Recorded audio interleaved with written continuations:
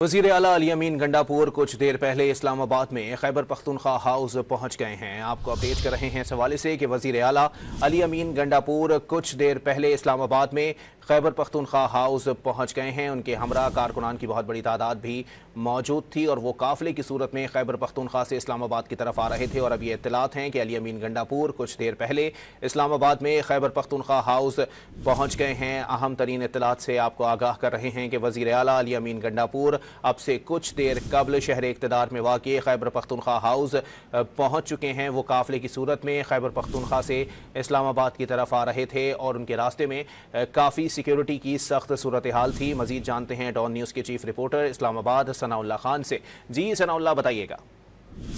दिल्ली आई है और वज़ीर आला केपी जो गुज़श्ता रोज़ पेशावर से रवाना हुए थे काफिलों के हमरा, अब इतलात ये आ रही हैं वो केपी हाउस पहुंच गए हैं और पैदल वो आए हैं।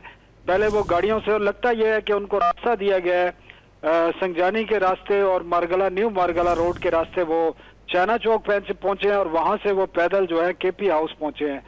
अब उनकी नई स्ट्रेटेजी सामने आएगी, वो कब तक डी चौक पहुंचते हैं। लेकिन डी चौक पर और जो शाहराह है सारी ब्लू एरिया की, वहां पर इस वक्त शदीद शेलिंग है और जो के अली अमीन के साथ लोग आए थे वो भी कुछ तादाद में वहां पर मौजूद हैं और बाकी जो इस्लामाबाद के मुख्तलिफ रास्तों से पहुंचे थे वो भी वहां पर मौजूद हैं और पुलिस और मुजाहिरीन के दरमियान अब झड़पें जारी हैं।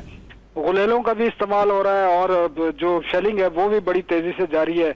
और अब आइंदा चंद घंटे बड़े अहम है इस हवाले से कि अली अमीन कब डी चौक पहुंचते हैं और वो वहां से फ्रेश होकर निकलेंगे केपी हाउस से, या ये भी इतलात है कि शायद उनसे कोई बातचीत हुई है और उनको वहां पर एक सेफ रास्ता दिया गया है ताकि उनसे कोई बातचीत हो सके और ये जो भी 2 रोज से जारी है वफाकी दारुल हुकूमत में उसको कुछ ठंडा किया जा सके। जी बहुत शुक्रिया सनाउल्लाह खान।